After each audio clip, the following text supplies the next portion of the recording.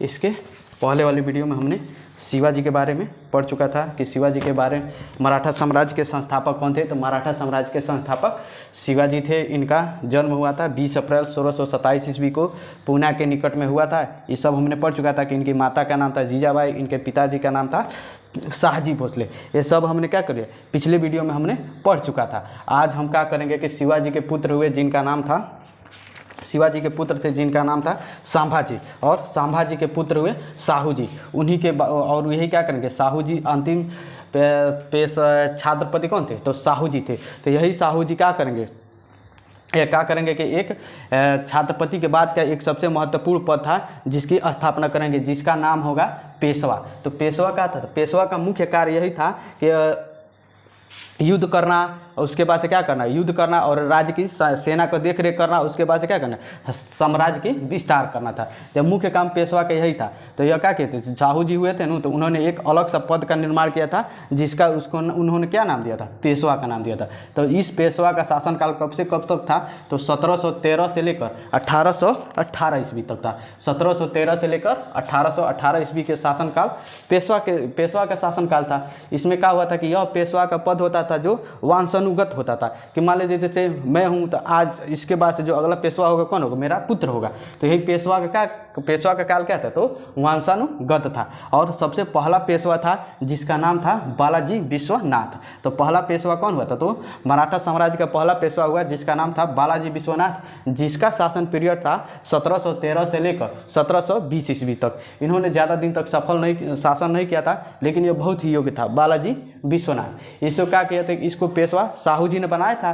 तो साहू जी ने क्या किया था जब पेशवा बना दिया तो इसको क्या किया कि 1717 ईस्वी में ये साहू जी ने भेजा था दिल्ली में। उस समय दिल्ली में जाइए, उस समय दिल्ली का शासक था जिसका नाम था फर्रुखसियर। तो फर्रुखसियर के पास भेजे थे कि आप मराठों को छत्रपति पद का मान्यता दीजिए। छत्रपति पद का मतलब होता है राजा का पद। तो राजा के पद को मान्यता के लिए साहू जी ने किसको भेजा था तो बालाजी विश्वनाथ को भेजा था दिल्ली के शासक फर्रुखसियर के पास। तो 1717 ईस्वी में तो क्या किया कि फर्रुखसियर क्या किया कि छत्रपति के पद की मान्यता दे दिया। और क्या किया कि जिसे वो मान्यता दे दिया जिसे मराठा साम्राज्य का मैग्ना कार्टा कहा गया। जब यह फर्रुखसियर 1717 ईस्वी में जब मान्यता दिया छत्रपति को, तो जिसे मराठा साम्राज्य का क्या कहा गया मैग्ना कार्टा कहा गया। यह कई बार क्वेश्चन पूछा हुआ। उसके बाद से यह क्या हुआ था कि बालाजी विश्वनाथ का 3 साल बाद क्या हुआ था 1720 ईस्वी में इसकी मृत्यु हो गया था। उसके बाद से अगला पेशवा बने इसी बालाजी विश्वनाथ का पुत्र हुआ जिसका नाम था बाजीराव प्रथम। यह क्या करेगा कि बाजीराव प्रथम था क्या था बहुत ही योग्य था। यह योग्य पिता का योग्य पुत्र था। यह कौन बाजीराव प्रथम। ये बाजीराव प्रथम को क्या कहा जाता था तो बाजीराव प्रथम को लड़ाकू पेशवा कहा जाता था। तो लड़ाकू पेशवा क्यों कहा जाता था क्योंकि यह शिवाजी के भांति, शिवाजी जो गोरिल्ला पद्धति का जनक कहा जाता है ना, तो शिवाजी के भांति यह भी गोरिल्ला पद्धति का सबसे ज़्यादा प्रयोग किया था। और सबसे ज़्यादा गोरिल्ला पद्धति का प्रयोग करके यह सबसे ज़्यादा युद्ध भी जीता था। कौन जीता था यह बाजीराव प्रथम। तो बाजीराव प्रथम क्या किया था कि 1728 ईस्वी में हैदराबाद का जो निजाम था जिनका नाम था निजाम उल मुल्क, उनको क्या करेगा 1728 ईस्वी में यही बाजीराव प्रथम पराजित कर देगा। और क्या करेगा कि जिसके अंतर्गत क्या होगा कि हैदराबाद मराठों की अधीनता को स्वीकार कर लेगा। और उसके बाद से क्या होगा मराठों और उसके बाद से हैदराबाद के निजाम के बीच एक संधि होगी जिसका नाम रखा जाएगा मुंशी शिवगांव की संधि। तो क्वेश्चन पूछता है कि मुंशी शिवगांव की संधि किन के बीच में है तो हैदराबाद के शासक निजाम उल मुल्क और मराठा के पेशवा बाजीराव प्रथम के बीच हुआ था। उसके बाद से इसी के ही शासनकाल में बाजीराव प्रथम को साहू जी ने बोला था कि आप एक योग्य पिता के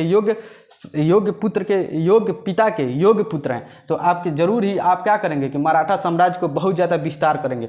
तो एक बोले थे कि आपके शासनकाल में मराठा साम्राज्य का विस्तार और कटक से अटक तक किया जाए। तो कटक जो हम लोगों का है उड़ीसा में है, जब अटक कहाँ है अफगानिस्तान में। तो ये अफगानिस्तान तक मराठा साम्राज्य की बात कौन विस्तार कराने के बाद कौन कर रहे हैं साहू जी कर रहे हैं किससे बाजीराव प्रथम से। तो ये क्या किया कि यही बाजीराव प्रथम क्या करेगा कि 1737 ईस्वी में दिल्ली का शासक होगा मुहम्मद शाह, उस पर क्या करेंगे यह 500 घोड़ा लेकर बाजीराव प्रथम आक्रमण कर देंगे। जब 500 घोड़ा लेकर बाजीराव उस पर दिल्ली पर शासक रहेगा मुहम्मद शाह उस पर आक्रमण कर देंगे। उसको क्या करेंगे 500 घोड़ा ही लेकर उसको पराजित कर देंगे। जब वो पराजित कर देंगे तो उसके बाद से क्या होगा कि यह मोहम्मद शाह और उसके बाद से बाजीराव प्रथम के बीच एक संधि हो गई। उस संधि के तहत कहा जाएगा कि बाजीराव प्रथम कहेंगे मोहम्मद शाह से कि तुम मुझे 5 लाख रुपया सालाना दोगे तो मैं तुम्हारी क्या करेंगे, जब कोई तुम पर दिल्ली पर विदेशी आक्रमण करेगा तो मैं तुम्हारी रक्षा करूंगा। ये कौन कहते? बाजीराव प्रथम कहेंगे। लेकिन क्या हुआ था कि अगले ही 2 साल बाद 1739 ईस्वी में नादिर शाह, जिसे ईरान और एशिया का नेपोलियन कहा जाता है, वही नादिर शाह क्या करेगा 1739 ईस्वी में दिल्ली पर आक्रमण कर देगा। जब दिल्ली पर आक्रमण कर देगा तो यह कहेंगे कि मोहम्मद शाह कि आप हमारी मदद कीजिए, तो ये बोलेंगे कि मैं तुम्हारी मदद नहीं करूंगा, क्योंकि इनका मुख्य स्रोत यही था बाजीराव प्रथम को कि मुगलों को किसी तरह उनका बिना समाप्त किया जाए। तो इस उद्देश्य से वो क्या करे कि नादिर शाह बहुत लूटा इसको, दिल्ली को इतना ज़्यादा लूट लिया नादिर शाह कि इसको ले जाने के लिए इतना ज़्यादा सोना लूट लिया था कि इसको ले जाने के लिए उतना साधन नहीं था। तो ये क्या करेगा कि यही नादिर शाह क्या करेगा कि जो मयूर सिंहासन जो शाहजहां ने बनवाया था, जिसमें क्या हुआ था कोहिनूर हीरा लगा था, ये क्या करेगा मयूर सिंहासन को भी उठा ले जाएगा, उसके साथ साथ कोहिनूर हीरा को भी। तो क्वेश्चन पूछता है कि मयूर सिंहासन पर बैठने वाला अंतिम मुगल बादशाह कौन था? तो मयूर सिंहासन पर बैठने वाला अंतिम मुगल बादशाह मोहम्मद शाह था, एक जरूर ध्यान दीजिएगा। उसके बाद से यह क्या हुआ कि यह बाजीराव प्रथम क्या करेगा कि पुर्तगालियों से वसीन और साल से 2 क्षेत्र जीत लेंगे। और उसके बाद से यह क्या करेंगे कि इनका ये तो बहुत ही योग्य थे, इनका एक मुस्लिम महिला थी जिसका नाम था मस्तानी के साथ भी इनका संबंध था। किनका? बाजीराव प्रथम का। इस पर तो मूवी भी बनी है। उसके बाद से क्या हुआ था, यह शाहू जी ने क्या किया था कि मराठा साम्राज्य को 5 क्षेत्रों में बांट दिया था। 5 क्षेत्रों में बांटा था शाहू जी ने इसी के ही शासनकाल में, बाजीराव प्रथम के ही शासनकाल में क्या कहते मराठा साम्राज्य को 5 क्षेत्रों में बांट दिए थे। उन 5 क्षेत्रों में कौन कौन था? पहला था बड़ौदा, दूसरा था पूना, तीसरा था नागपुर, चौथा था इंदौर, 5वां था ग्वालियर। इन 5 क्षेत्रों तो और इनका क्या किया था कि शाहू जी ने इनको प्रशासक भी इनका नियुक्त किया था। जैसे बड़ौदा का प्रशासक कौन होगा? तो बड़ौदा के प्रशासक थे गायकवाड़ थे। पूना के प्रशासक पेशवा थे। उसके बाद से नागपुर के प्रशासक कौन थे? तो भोसले थे। और उसके बाद से इंदौर के प्रशासक कौन थे? तो इंदौर के प्रशासक होलकर थे। और ग्वालियर के प्रशासक कौन थे? सिंधिया थे। इसी ग्वालियर सिंधिया के कौन थे? ज्योतिराव सिंधिया भी हैं इस समय मध्य प्रदेश में। यह ग्वालियर मध्य प्रदेश का क्षेत्र है। तो इन सब प्रशासक को भी यही नियुक्त किए थे शाहू जी। उसके बाद से अगला पेशवा बने जब यह मर गए बाजीराव प्रथम, तो इनका पुत्र हुआ जिनका नाम रहा बालाजी बाजीराव। इनका जब इनके पुत्र का नाम था बाजीराव प्रथम के पुत्र का क्या नाम था? तो बालाजी बाजीराव। इनका शासनकाल था 1740 से लेकर 1761 ईस्वी तक। ये क्या किए थे कि इनके समय में भी मराठा साम्राज्य का बहुत ज़्यादा विकास हुआ था, इसलिए इनको भी कहा कि मराठा साम्राज्य का द्वितीय संस्थापक कहा जाता है। तो क्वेश्चन पूछेगा कि मराठा साम्राज्य का द्वितीय संस्थापक किसे कहा जाता है? यही बालाजी बाजीराव को, क्योंकि इनके समय में मराठा साम्राज्य का बहुत तेज़ी से विस्तार हुआ था, जिसके वजह से क्या कहते हैं बालाजी बाजीराव को मराठा साम्राज्य का द्वितीय संस्थापक कहा जाता है।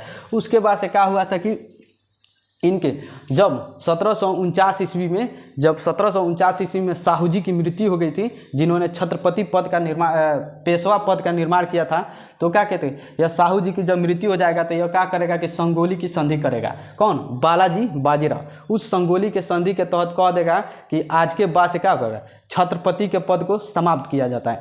अब क्यों समाप्त किया जाए? अब सारी शक्तियाँ हो जो भी शक्तियाँ थी वो किसके हाथ में आ जाएगी? पेशवा के हाथ में आ जाएगी। तो यह छत्रपति जो राजा का पद था, तो इनका यह कहना था कि सब काम युद्ध पेशवा लड़ रहा है, मारा जा रहा है पेशवा, तो इसलिए तो राजा भी तो कौन बनेगा? पेशवा ही बनेगा। तो ये क्या करेगा? यही संगोली के संधि के तहत क्या करेगा कि यह बालाजी बाजीराव छत्रपति के पद को समाप्त कर देगा और सारा मराठा साम्राज्य की सारी शक्तियाँ किसके हाथ में आ जाएगी? यही पेशवा के हाथ में आ जाएगी। यह तो बहुत ही योग्य था। यह क्या करेगा कि जब इसके हाथ में सारी शक्तियाँ आ गई तो यह 1752 ईस्वी में क्या करेगा? हैदराबाद पर आक्रमण कर देगा। और हैदराबाद पर आक्रमण करके वहाँ का जो निज़ाम होगा उसको पराजित कर देंगे और क्या करेंगे हैदराबाद को हैदराबाद मराठों की अधीनता को स्वीकार कर लेगा। उसके बाद से क्या हुआ था कि इसी के ही शासनकाल में 14 जून 1761 ईस्वी को पानीपत का तृतीय युद्ध होगा। पानीपत का तृतीय युद्ध कौन होगा? तो उस समय होगा कि अहमद शाह अब्दाली जो अफगान का सेनापति था, अफगान का रहने वाला था, तो अहमद शाह अब्दाली और उसके बाद से मराठों के बीच पानीपत का तृतीय युद्ध होगा। इस युद्ध में क्या करेगा कि अहमद शाह अब्दाली मराठों को बहुत बुरी तरह से पराजित कर देगा। ऐसा पराजित कर देगा कि यह बात सुनकर कि बालाजी बाजीराव को हार्ट अटैक आ जाएगा, और हार्ट अटैक आने की वजह से वो मर जाएगा बालाजी बाजीराव। और इस युद्ध के बाद यह क्या हुआ था कि मराठा साम्राज्य का पूरा तरह से बिखराव कर दिया था। इसमें क्या हुआ था कि इसमें अब यह नहीं कहा जा सकता है कि अब क्या भारत पर किसका शासन होगा, क्योंकि अब भारत पर किसको मराठों ने यहाँ पर अफगानों ने क्या किया था, मराठों को पराजित कर दिया है। अब जाहिर सी बात है कि पूरा भारत पर मराठों किस पर, जो अफगान थे वो किस पर कब्जा करेंगे, मराठों पर कब्जा करेंगे। तो उसके बाद से जब यह मारा गया तो उसके बाद से क्या हुआ था कि अगला शासक बने जिनका नाम था माधव नारायण राव। इनका शासनकाल था, अगला पेशवा यही पेशवा का ही या छत्रपति का यह था माधव नारायण राव। इनका शासनकाल था 1761 से लेकर 1772 ईस्वी तक। यह भी बहुत योग्य पेशवा था। यह योग्य पेशवा इसलिए था, यह क्या किया था कि मराठों साम्राज्य का जो भी पानीपत के तृतीय युद्ध में जो मराठों का क्षति हुआ था उसको पूर्ति करने का काम किया था। यह मराठों साम्राज्य का दोबारा संगठन किया जाए, तो यही संगठन करने का काम कौन किया था, तो माधव नारायण राव। और यह क्या किया था कि दिल्ली पर दोबारा शासक बनवाया था शाह आलम द्वितीय को, जो छोड़कर भाग गया था किसके, नादिर शाह के इसके अफगान सेनापति अहमद शाह अब्दाली के डर से भाग चुका था यह। तो उसको दोबारा दिल्ली के शासक कौन बने, शाह आलम द्वितीय को माधव नारायण राव बनाएंगे। लेकिन इनका कार्यकाल बहुत छोटा था, यह उतना योग्य तो थे ही, बहुत छोटे ही समय में इनकी मृत्यु हो गई थी। उसके बाद से इनके बाद से अगला पेशवा बना था जिसका नाम था नारायण राव। नारायण राव के यह उतना योग्य नहीं था, इसकी हत्या कर देगा इसका ही चाचा रघुनाथ राव। यह क्या कहेगा कि पेशवा बनने का, अब कहेगा कि मैं पेशवा बन गया, लेकिन यह पेशवा बन नहीं पाता है रघुनाथ राव। उसके बाद से पेशवा बन जाता है माधवराव द्वितीय। माधवराव द्वितीय का पेशवा काल है 1773 से लेकर 1795 ईस्वी तक। ये क्या किया था, यह बहुत ही छोटे ही कम उम्र में यह पेशवा बन चुके थे। अब अब देखना था पूरा मराठा साम्राज्य को, तो क्या करेगा कि मराठा साम्राज्य को पूरा देख रेख करने के लिए इनके सहायता के लिए 12 भाई परिषद की गठन किया जाएगा। 12 भाई परिषद, ध्यान दीजिएगा, यह 12 भाई परिषद क्या होगा कि 12 मंत्रियों का समूह होगा। इसमें क्या करेंगे, यह 12 मंत्री किसके, माधव राव द्वितीय की सहायता करेंगे। इसमें इस 12 परिषद में सबसे प्रमुख थे महादजी सिंधिया थे, और उसके बाद से नाना फडणवीस थे। ये 12 भाई परिषद के प्रमुख थे। उसके बाद से क्या होगा कि इन्हीं के ही शासनकाल में क्या करेगा, रघुनाथ राव अंग्रेजों से एक संधि कर लेगा। एक संधि कर लेगा कि अंग्रेजों से, उस संधि के तहत क्या करेगा कि रघुनाथ राव कहेगा कि वसीन और सालसेट अंग्रेजों को दे देगा।